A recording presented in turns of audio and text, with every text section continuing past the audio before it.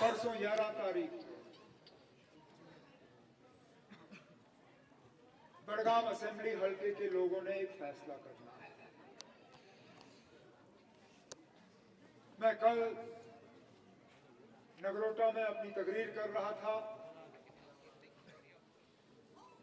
अपनी बात वहां मुकम्मल कर नहीं पाया, लेकिन उसी ख्याल को मैं आगे लेना चाहता हूं। इलेक्शन दो किस्म के होते हैं। एक वो इलेक्शन जो हर 5 साल के बाद या तो मरकज में हुकूमत या रियासत में हुकूमत कायम करने के लिए किया जाता है। पूरे मुल्क में या पूरी रियासत में वोट पड़ता है, एमएलए बनते हैं, फिर एमएलए मिलके या तो वजीर आजम या वजीर आला का फैसला करते हैं। लेकिन उसके अलावा बीच बीच में वो इलेक्शन आते हैं जो सिर्फ एक आध असेंबली हलके में लड़े जाते हैं, चाहे वहां का एमएलए इस दुनिया से रुखसत हुआ हो उस वजह से, या वो सीट खाली पड़ा हो उस वजह से। बड़गाम में आज जो इलेक्शन है ये हुकूमत बनाने का इलेक्शन नहीं है। जो लोग आपसे ये कहते हैं कि इस एक इलेक्शन से यहां हुकूमत बदलेगी, हकीकत ये है कि न इस एक सीट से पीडीपी और बीजेपी की दुखमारा हुकूमत बनेगी, न इस एक सीट से नेशनल कॉन्फ्रेंस की हुकूमत हटेगी। लेकिन हालांकि इस इलेक्शन का बड़गाम के बाहर कोई खास मायने है नहीं, इस इलेक्शन की अहमियत बड़गाम के लिए बहुत ज्यादा है, क्योंकि बड़गाम को यह तय करना है कि आगे 4 साल आप लोगों की नुमाइंदगी किस तरह होगी। आज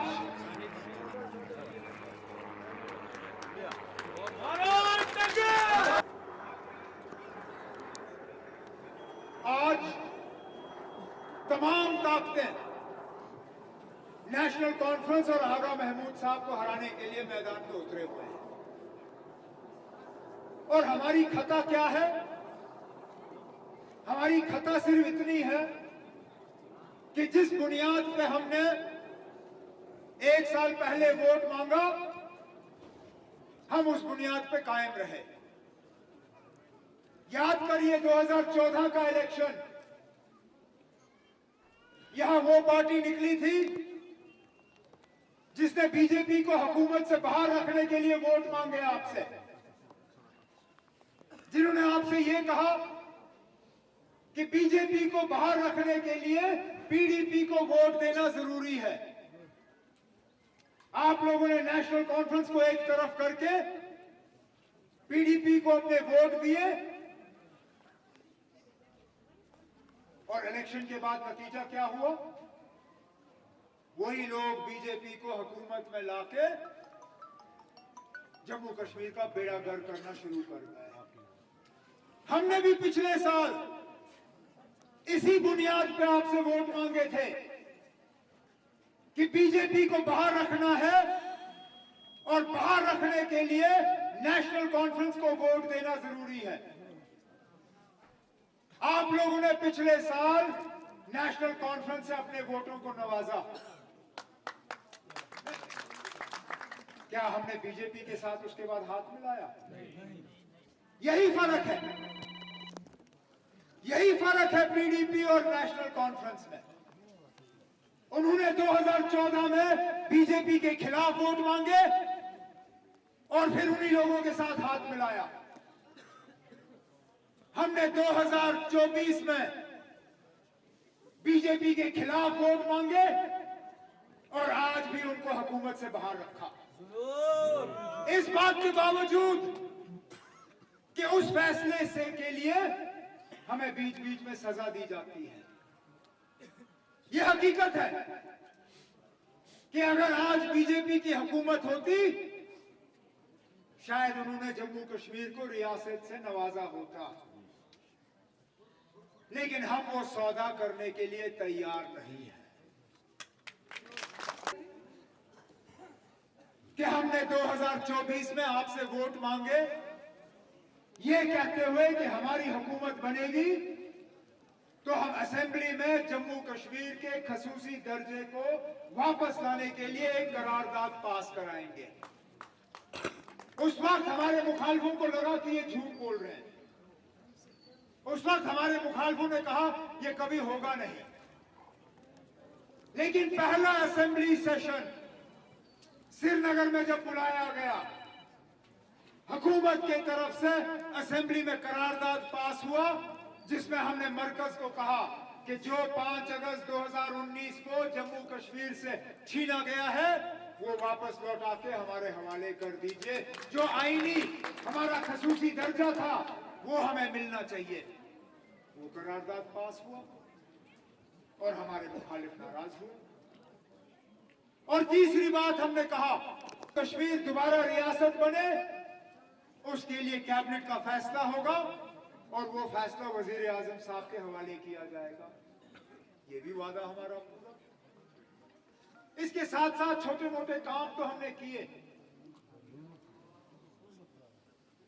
यहां तक कि इस बात के बावजूद कि हालात ने मुझे मजबूर किया कि मैं बड़गाम का एमएलए रह नहीं सका, लेकिन तब भी मेरी हुकूमत की तरफ से हमने काम यहां उठाए। मैं इलेक्शन से पहले 11 तारीख को वोट डालने का दिन है, मैं 11 से पहले अखबारों के जरिए और मीडिया के जरिए वो पूरा खाका आपके सामने रखूंगा जो हमने बड़गाम असेंबली हल्के के लिए किया। पिछले दिनों मुझे जब बड़गाम गांदरबल के लोगों ने 2008 में उनकी खिदमत करने का मौका दिया, मैंने गांदरबल में एक नई यूनिवर्सिटी कायम करके वहां लोगों का शुक्रिया किया। मेरा इरादा है और अल्लाह करे कि आगा महमूद साहब कामयाब हो, मेरा पूरा इरादा है कि जिस तरह 2008 के बाद मैंने गांदरबल को एक यूनिवर्सिटी दी, इंशाल्लाह 2025 के बाद मैं बड़गाम को एक यूनिवर्सिटी दे दूंगा। इसी के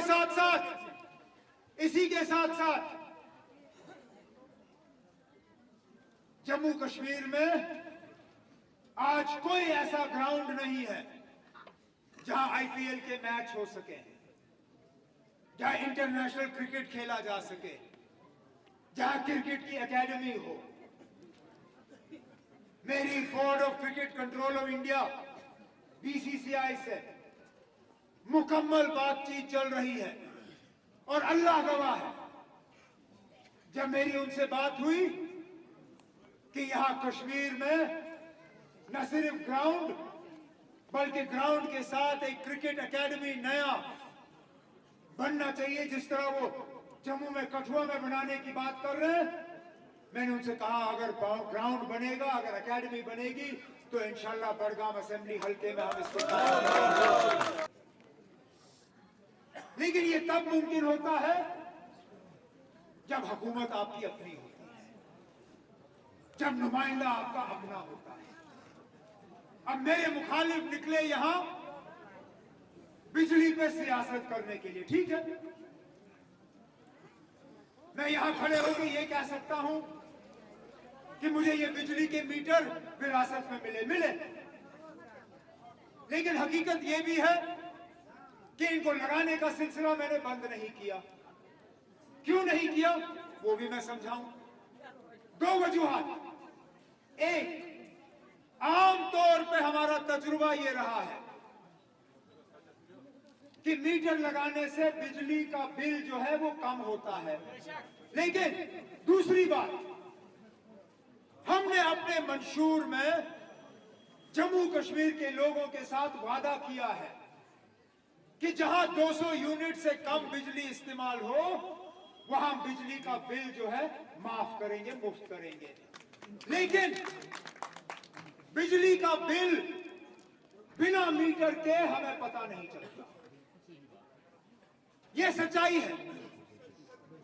हम एग्रीमेंट करके 200 यूनिट बिजली मुफ्त नहीं दे सकते। बिजली मुफ्त सिर्फ वहां जा सकता है जहां मीटर लगा हो और मीटर के तहत हमें पता हो कि बिजली कितनी इस्तेमाल हो रही है। अगर आपको मीटर नहीं लगाना है मत लगाइए। एग्रीमेंट के तहत आपका बिजली का बिल जितना चढ़ेगा चढ़ेगा। लेकिन अगर आप चाहते हो कि 200 यूनिट मुफ्त जो हमारा पूरा वादा है और इंशाल्लाह उस वादे पे हम जल्द से जल्द अमल करेंगे कि उसमें आपको भी फायदा मिले, मेहरबानी करके इनके सियासी झांसे में मत आइए। क्योंकि ये वो लोग हैं जिन्होंने अपने दौरे हुकूमत में भी मीटर लगाए, लेकिन उस मीटर का एक डबल पैसे का फायदा उन्होंने लोगों तक नहीं पहुंचाया। हम लोग हैं जो कहते हैं कि लगाओ, लगाने के बाद जो गरीब से गरीब है, जिनकी माली हालत कमजोर है, उनके लिए हुकूमत है, उनकी मदद करने के लिए उनके लिए आगा महमूद है, उनके लिए मेरे बाकी साथी हैं ना जो आपकी मदद करेंगे। तो मेहरबानी करके ये जो धोखा देने की कोशिश कर रहे हैं, ये जो अपने गुनाह बुलवाने की कोशिश कर रहे हैं, जो यहां लोगों को धोखा देने के अलावा और कुछ नहीं करते, गिरफ्तारियां करने वाले ये, बीजेपी के साथ हाथ मिलाने वाले ये, जम्मू कश्मीर का बेड़ा गर्क कराने वाले ये, जम्मू कश्मीर का छोड़े ना।